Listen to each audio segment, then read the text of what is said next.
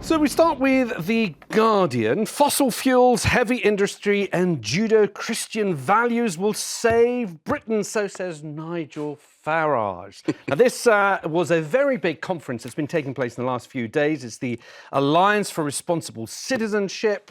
Lots of people have been speaking at it. Kemi Badenoch spoke at it a few days ago. Nigel Farage had his go yesterday. James, he thinks we should be having a lot more children. Oh, does he?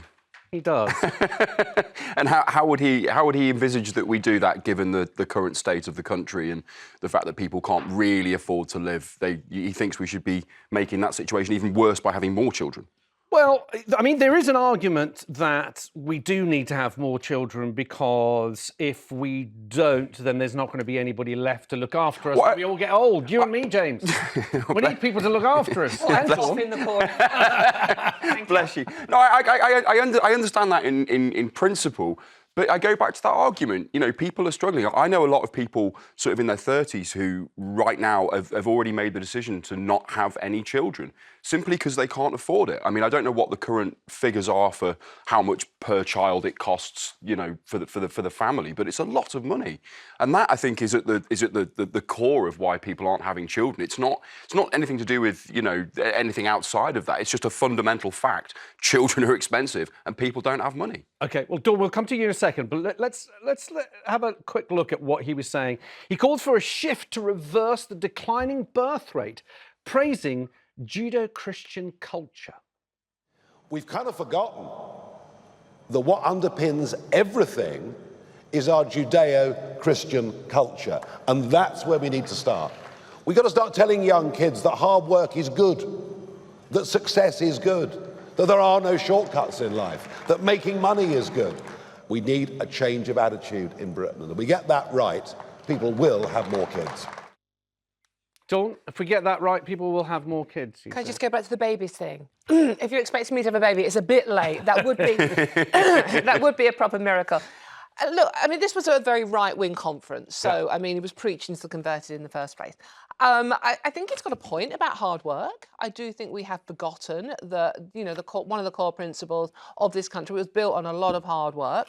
So I think he's got a point there. And we do have a declining birth rate. And as you said, Alexis, we do need people to have more babies to support the ageing population.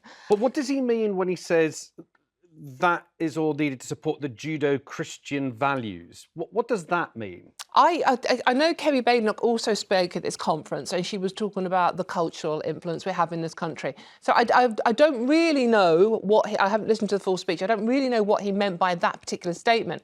But Kemi was saying that, caused a lot of controversy as well, that not all cultures are equal. So I think from a woman's point of view, I think the way some cultures regard women does concern me. So is that what he's talking about? I'm not quite sure, to be honest, what he meant by that.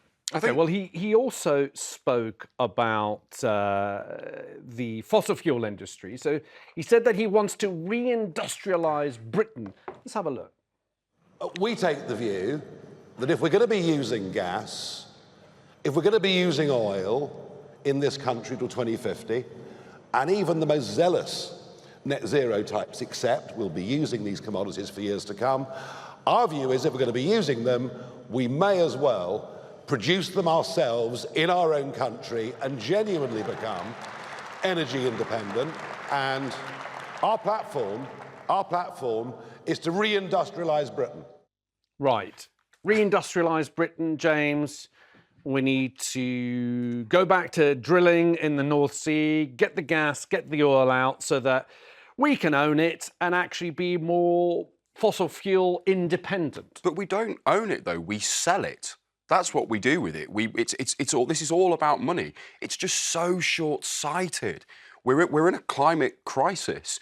Like, I don't know if anyone's noticed, but the planet is heating up. Things aren't looking great. We need to make real change. We need to start relying on green energy. We need to start relying on wind farms. We need to start thinking outside of the box. And conversations like that and narratives like that perpetuated by someone like Nigel Farage, all they do is put the conversation back 20 years. You know, build, dig. It's not healthy and it's not helpful. And as I said, fundamentally, we don't own any of this. We sell it for profit. Yeah, it goes onto the open market. It Absolutely. doesn't necessarily mean that if you drill it in the UK, it stays in the UK. Drill, baby, drill. Dawn. Right, That's yes.